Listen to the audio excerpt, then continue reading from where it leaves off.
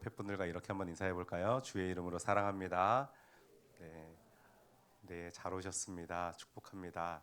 네, 오랜만에 뵙는 분도 계시고요. 집사님 안녕하세요. 네, 오랜만에 뵙고 그러네요. 반갑네요.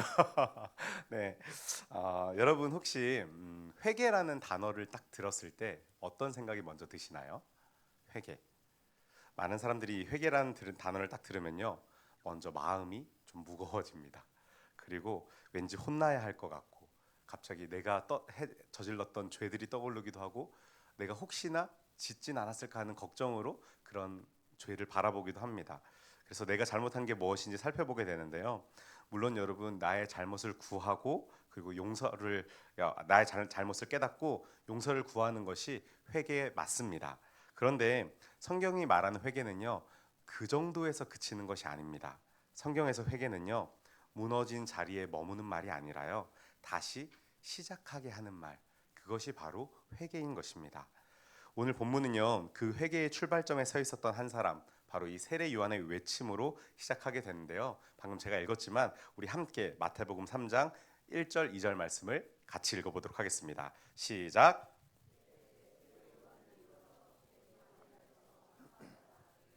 회개하라, 천국이 가까이 왔느니라 하였으니. 아멘. 여러분, 여기서 이제 회개하라, 세례 요한이 회개하라라고 외쳤더니, 회개하란 말의 원어는요, 헬라어 메타노이어라는 단어에서 파생된 언어입니다. 근데 이 메타노이어도 합성어거든요. 그래서 변화를 뜻하는 메타라는 단어랑, 그리고 마음, 생각을 뜻하는 노이어라는 단어가 합쳐져서 메타노이어.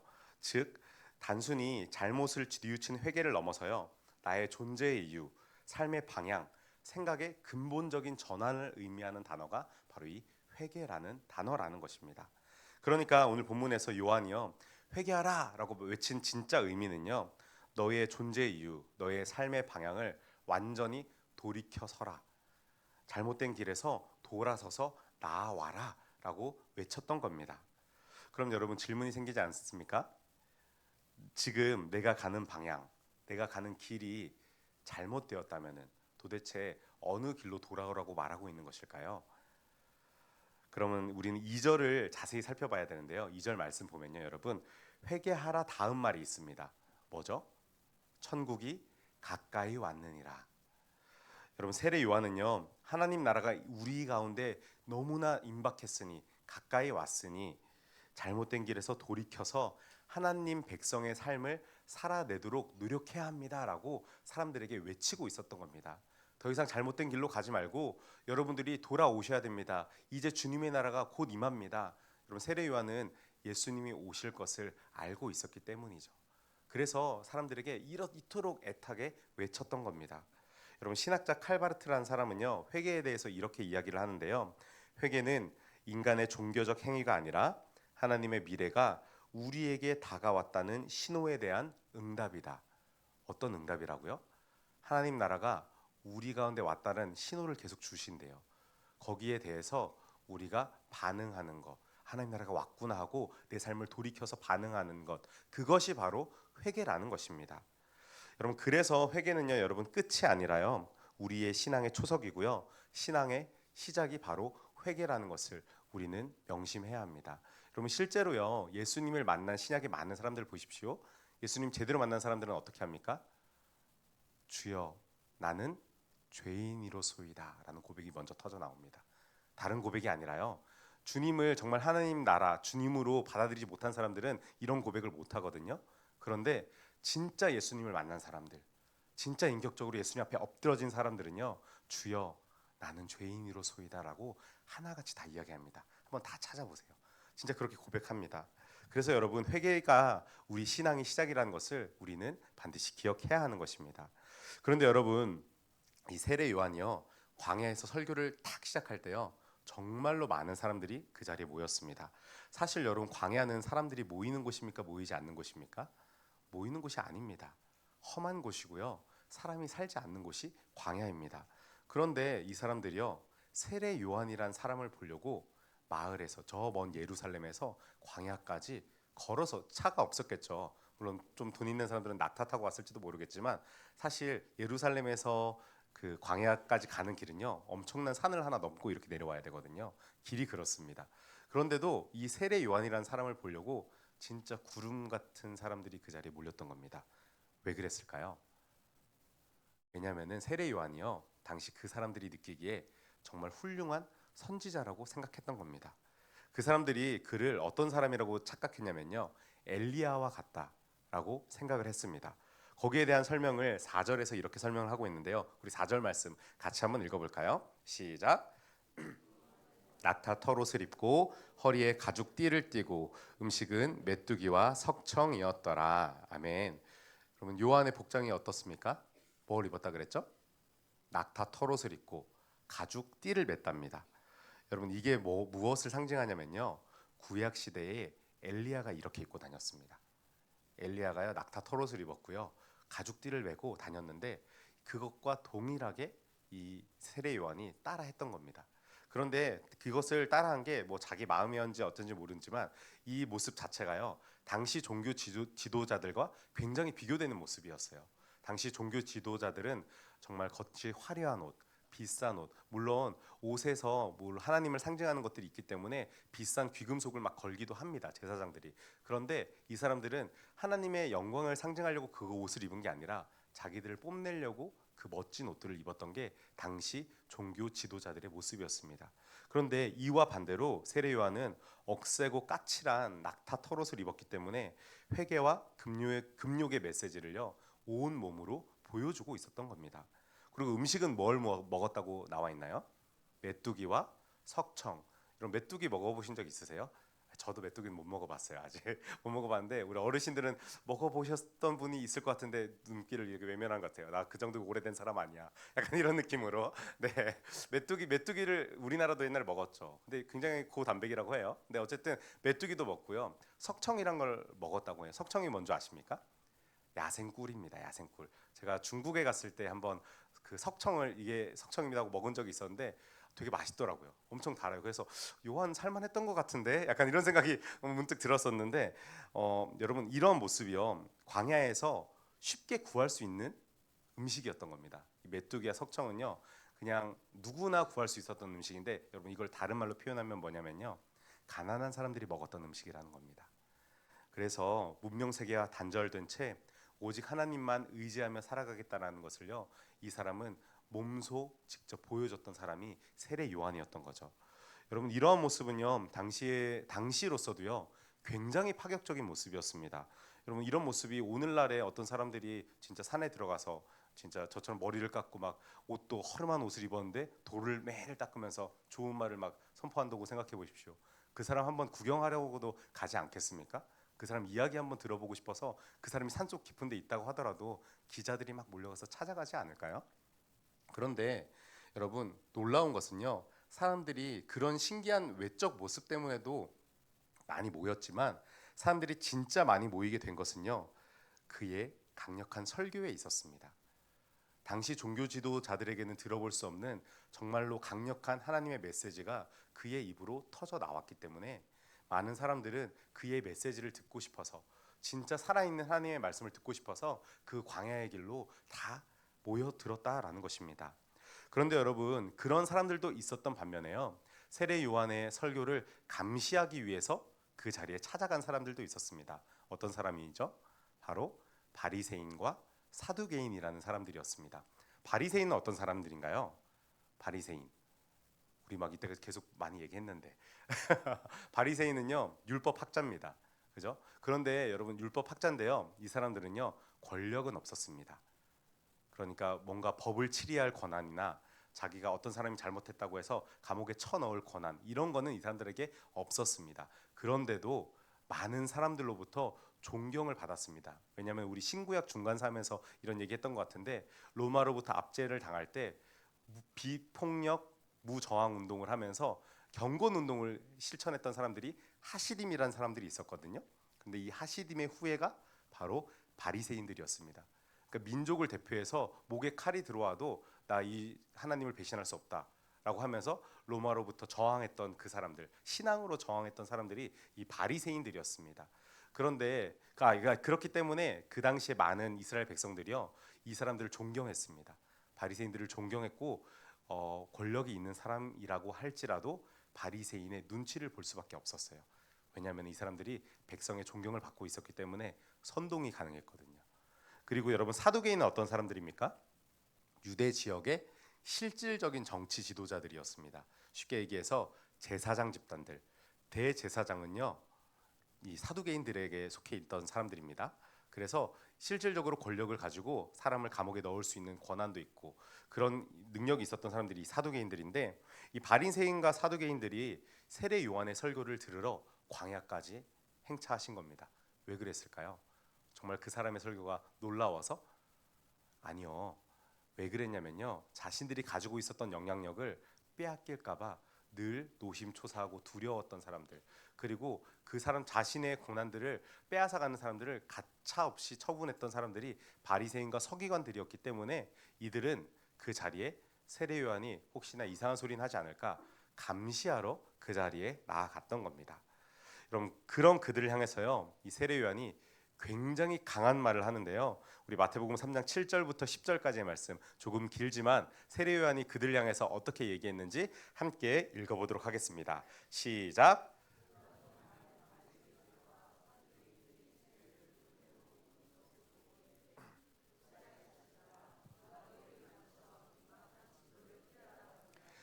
그러므로 회개에 합당한 열매를 맺고 속으로 아브라함이 우리 조상이라고 생각하지 말라. 내가 너희에게 이르노니 하나님이 능히 이 돌들로도 아브라함의 자손이 되게 하시리라. 이미 도끼가 나무 뿌리에 놓였으니 좋은 열매를 맺지 아니하는 나무마다 찍혀 불에 던져지리라. 아멘. 여러분, 세례 요한이 이 바리새인과 사두개인에게 했던 독사의 자식들아 하는 말은요, 정말 매우 모욕적인 언사였습니다. 쉽게 말해서요, 쌍욕이었습니다. 그 성경에는 되게 뭔가 부드럽게 우리가 글로 읽어서 야 이 독사의 자식들아 뭐 약간 이런 느낌으로 우리가 읽는 경우가 있는데, 여러분 그런 거 아니에요. 면전에다 대고 폭언을 퍼부은 겁니다.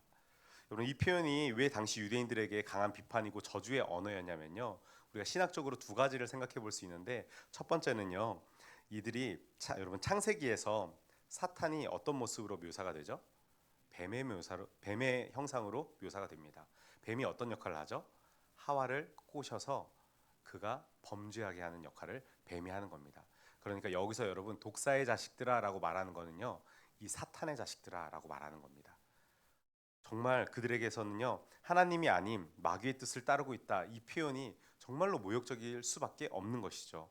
그리고 두 번째로는요, 여러분 독사의 독이 치명적인 해를 끼치듯이 그들의 잘못된 가르침과 행동이 영적으로 백성들을 죽이고 있다라는 것을 묘사한 장면이 바로 이 독사의 자식들아라고 하는 욕설인 것입니다. 여러분, 우리는 잘 모르긴 몰라도요, 유대인들은요 자신을 아브라함의 자손이라고 여기는 사람들입니다. 그 뜻은 뭐냐면요, 나는 구원받은 사람이야, 너희랑 달라, 구별된 사람들이야, 우리는 하나님의 선택된 백성이야 라는 그런 자부심이 있었던 사람들입니다. 그런데 그런 사람들을 향해서 아니, 너네 하나님의 선택된 백성이 아니라 사탄의 자식들이야, 너희들의 말 때문에 백성들이 영적으로 죽어가고 있어 하는 말을 세례 요한이 면전에다 대고 했던 것입니다. 여러분, 이런 쌍욕을 듣고서도요, 바로 그 앞에서 세례 요한을 처단할 수는 없었어요. 왜 그랬을까요? 많은 사람들의 존경을 받고 있었기 때문입니다. 그렇기 때문에 여러분, 요즘에도 제가 요즘에 TV 진짜 가끔 보는데, 요즘에는 볼 시간이 없어서 가끔 보는데, 보다 보면은 TV에서 거의 성역처럼 여겨지는 연예인이 한 명 있죠. 누군지 아세요? 네, 유재석이라는 사람이 있습니다. 연예인들이요 앞에 나와서도 말했다가 죄송합니다 그러면서 그 사람에 대해서 뭔가 조금 안 좋은 얘기만 해도 거의 성역처럼 그렇게 얘기하는데, 약간 그런 식으로 세례 요한이 그 자리에 있었던 겁니다. 그래서 많은 사람들이 모인 자리에서 그 바리새인과 사두개인이 세례 요한을 함부로 할 수 없었던 것이죠. 그러면 여러분, 세례 요한이 이들이 무엇을 잘못했길래 그렇게 세게 말하고 쌍욕까지 했었을까요? 여러분, 바리새인과 사두개인들은요, 하나님의 말씀이 아니라요, 눈에 보이는 자격을 위해서 살았던 사람이기 때문입니다. 여러분, 그들은 말합니다. 나는 아브라함의 자손이다. 나는 율법을 철저히 지킨다. 나는 종교적으로 괜찮은 사람이야. 그리고 세례 요한은요, 이런 마음을 가지고 있는 그들을 향해서 그의 너희들 방향이 잘못되었다라고 맹렬하게 지적하면서요. 야, 너희가 할 것은 이것이야. 바로 회개에 합당한 열매를 맺어라라고 강하게 가르치고 있는 것입니다. 그러면 여러분, 세례 요한이 말한 회개에 합당한 열매는 무엇일까요? 여러분, 그것은요, 단순히 나쁜 것을 버리는 게 아닙니다. 물론 여러분, 회개라는 것 아까 뭐라 그랬죠? 잘못한 것을 고치는 것, 그거 회개 맞습니다. 그런데 그냥 잘못한 것을 인정하고 시인하는 것에서 그치는 게 아니라 그 방향을 완전히 돌이켜서 새로운 방향으로 나아가는 것, 그게 회개라는 것입니다. 그래서 단순히 나쁜 걸 버리는 게 아니라요, 내가 눈에 보이는 좋은 것들, 그것을 내가 하나님보다 더 의지하는 그 마음을 버려라 라는 그 말을 세례 요한이 하고 있는 겁니다. 여러분, 바리새인과 사두개인은요, 하나님을 의지하기보다 겉으로 드러났던 자신의 명예를, 그리고 자신의 권력을 붙잡았던 사람들입니다. 여러분, 이들이 회개를 했을까요, 안 했을까요? 회개했습니다. 매번 누구보다도 더 율법을 잘 지켰기 때문에 속죄제와 속건제를 율법에 지킨 대로 끊임없이 행했던 사람들이 이 사람들입니다. 그런데 세례 요한이 지적하는 것은, 야, 겉으로 보이는 그거 말고 너 사람들이 보기에 앞에 서서 교회에 나와서 그냥 예배드리고 그렇게 한 그런 모습 말고 진짜 너의 삶을 돌이켜서 네 삶 가운데서 하나님의 마음을 품고 하나님에게 나아가라 라고 회개에 합당한 열매를 맺으라고 세례 요한이 강하게 지적하고 있는 것입니다. 여러분, 오늘날도 우린 같습니다.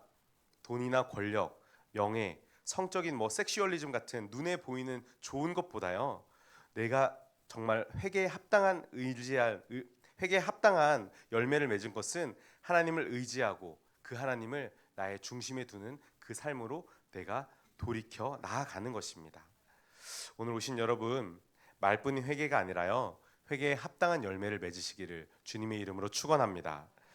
여러분, 이렇게 바리새인과 사두개인들이요, 아주 호되게 혼낸 세례 요한은요, 자신에게 몰려왔던 그 많은 사람들에게 세례를 베풀기 시작합니다. 우리 마태복음 3장 11절 말씀 같이 한번 읽어보겠습니다. 시작. 나는 너희로 회개하게 하기 위하여 물로 세례를 베풀거니와 내 뒤에 오시는 이는 나보다 능력이 많으시니 나는 그의 신을 들기도 감당하지 못하겠노라. 그는 성령과 불로 너희에게 세례를 베푸실 것이고. 아멘. 네, 혹시 이곳에 계신 여러분들은 세례를 받으셨나요? 네, 혹시 세례 안 받으신 분 계신가요? 거의 다 받으셨죠. 아마 이렇게 산부 예배까지 명절에 교회까지 찾아오시는 분들 치고 세례 안 받으신 분 없을 것 같아요. 그러면 모든 분들이 세례를 받으셨다니까 이렇게 다시 한번 질문해 보겠습니다. 여러분, 세례 왜 받으셨어요? 왜 세례 받으셨습니까? 제가 그 교육부에서 오래 있다 보니까 교육 전도사 시절부터 제가 2016년 정도, 11년부터 사역을 했으니까 한 지금 15년 뭐 이렇게 됐죠. 근데 교육부서를 한 번도 안 해본 적이 없어요. 그런데 교육부서를 쭉 하다 보니까 이게 나이가 되면은 세례를 받아야 된다고 선생님들이 가르쳐 주더라고요. 예, 저도 그랬습니다. 저도 야, 정근아, 너가 이제 고2가 됐으니까 세례 받아야 돼. 아, 그렇구나. 고2가 되면 받는 거구나. 전 그렇게 이제 인지를 그때는 어릴 때는 했었거든요. 근데 제가 사역을 하면서도요, 놀라운 것은요, 우리 선생님들이 15년이 지났는데도 별로 변하지 않는다는 거예요. 나이가 됐으니까 세례를 받아라. 교육부에서 많이들 그렇게 가르쳐줘. 그리고 여기 있는 우리 청년들도 아마 나이가 돼서 세례를 받은 청년들이 많이 있을 것 같아요.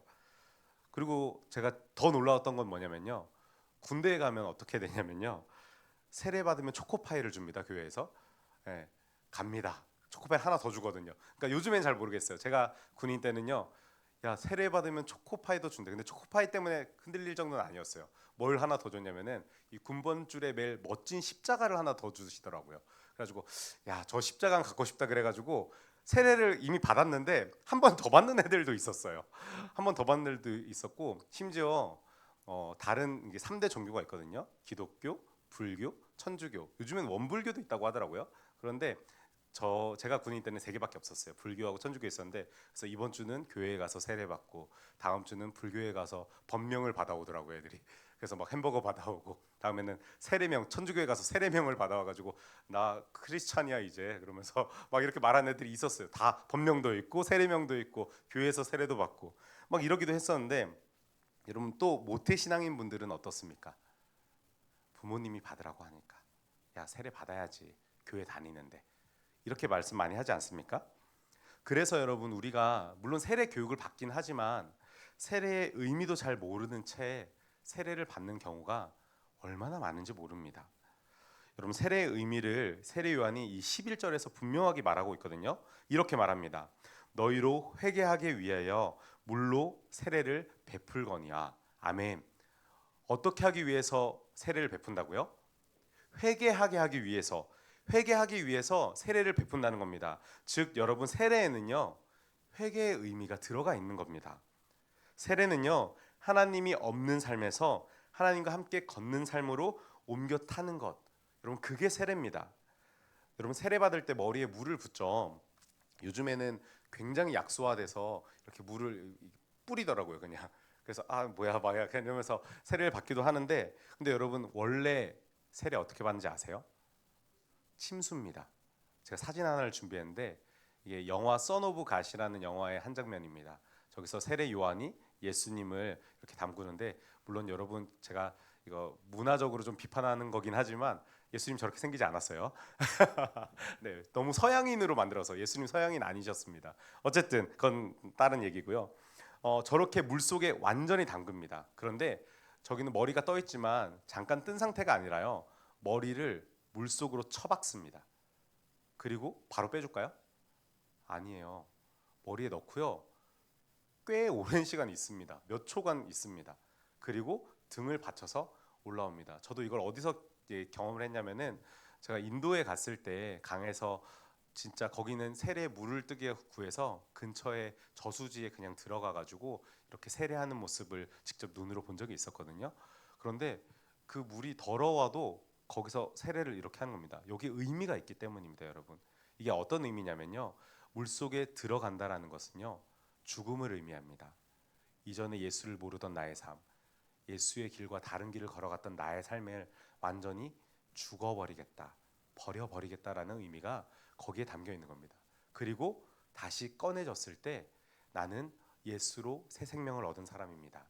나는 이제 예수님의 말씀으로 사는 사람입니다라는 것을 모습으로 보여주는 것. 여러분, 그게 세례의 모습입니다. 그래서 여러분, 세례는요 예수를 믿는 자로 살겠다라는 것은요 정말 많은 사람들 앞에서 보여지는 신앙의 고백인 것입니다. 나 혼자 물속에 들어갔다 나오는 게 아니라요, 이 교회 공동체가 함께 다 보는 자리 앞에서 세례를 받는 이유가 바로 여기에 있습니다. 많은 사람들을 증인으로 세워놓고 주님, 저는 이제 예수의 말씀으로 살겠습니다라고 선언을 하는 신앙 고백이 거기에 담긴 것입니다. 그래서 여러분, 우리 교회에서도 세례를 받을 때 어떻게 하나요? 2부 예배 때 정말 많은 성도들이 모이는 그 자리에서, 교회 공동체에 많은 사람들이 모이는 자리에서 저는 예수 믿는 사람입니다 라는 것을 시인하는 모습이 그 자리에 있는 것입니다. 그런데 여러분, 모두 세례 받으셨다고 했죠? 세례를 받고서 죄를 짓습니까, 안 짓습니까? 네, 너무 크게 지어요. 그래가지고 죄를 많이 짓는구나. 그래서 그런데 여러분, 우리가 세례를 받아도요 죄를 짓습니다. 넘어지지 않을 수가 없습니다.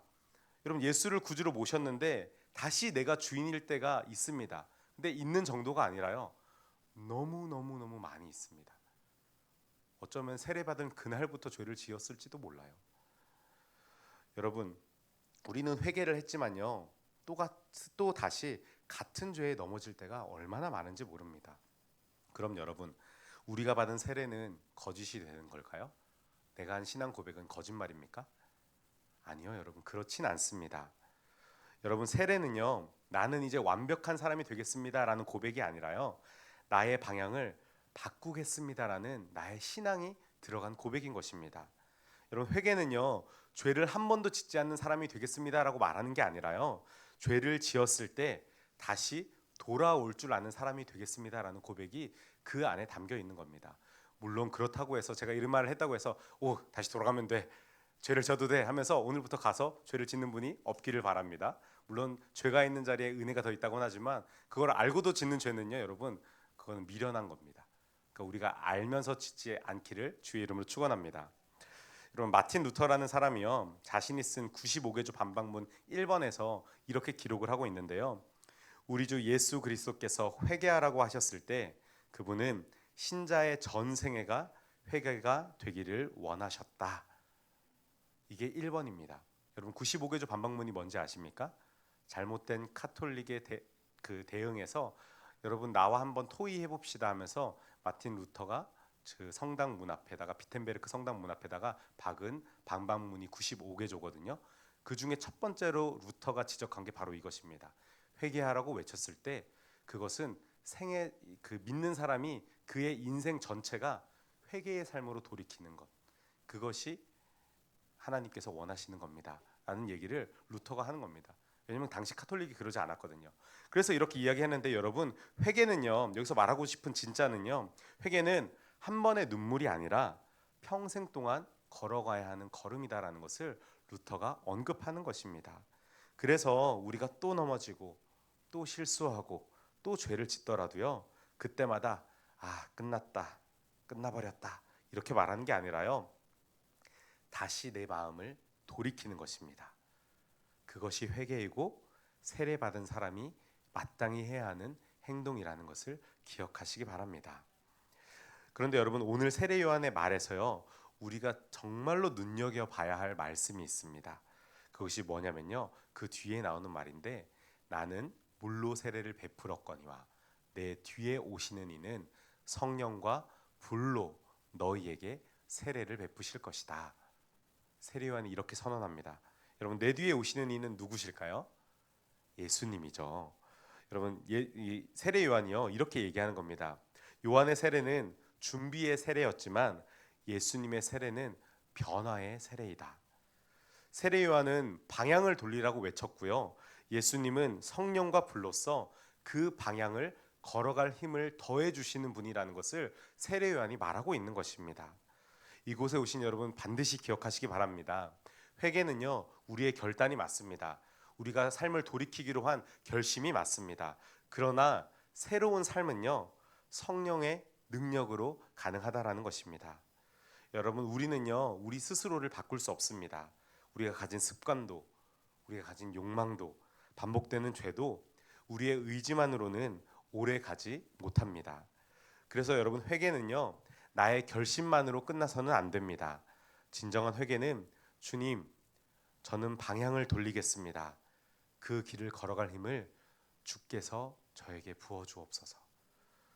여러분, 이렇게 나를 성령께 맡기는 것입니다. 여러분, 그렇게 할 때 하나님 나라가 내 삶에서 시작된다는 것을 반드시 기억하시기 바랍니다. 이제 오늘 말씀을 정리하며 사랑하는 우리 청년들, 그리고 오늘 함께 예배드리는 여러분, 회개는요, 패배 선언이 아닙니다. 회개는 하나님 편에 서겠다라는 선언입니다. 회개는 무너짐이 아닙니다. 회개는 시작입니다. 하나님 나라는 완벽한 사람한테 열리는 것이 아니라 돌아오는 사람에게 열리는 것입니다. 정말 바라기는 이번 한 주간 우리의 삶의 방향이 다시 하나님 나라를 향해 서는 저와 여러분이 되기를 주의 이름으로 축원합니다. 기도하겠습니다. 아버지 하나님, 이 세례 요한의 말을 기억하길 원합니다. 한 주간을 살아가며 우리 마음 가운데 참된 회개가 터져 나와서 우리의 삶을 돌이킬 뿐만 아니라 성령과 불로써 인도하시는, 우리에게 힘을 더하여 주시고 주의 말씀으로 살아가도록 인도하시는 예수 그리스도를 의지하며 살아갈 수 있기를 원하오니, 하나님, 우리의 마음 가운데 온전한 회개에 합당한 열매를 맺을 수 있도록 주여 인도하여 주시옵소서. 감사드리며 살아계신 우리 주 예수님 이름으로 기도드립니다. 아멘.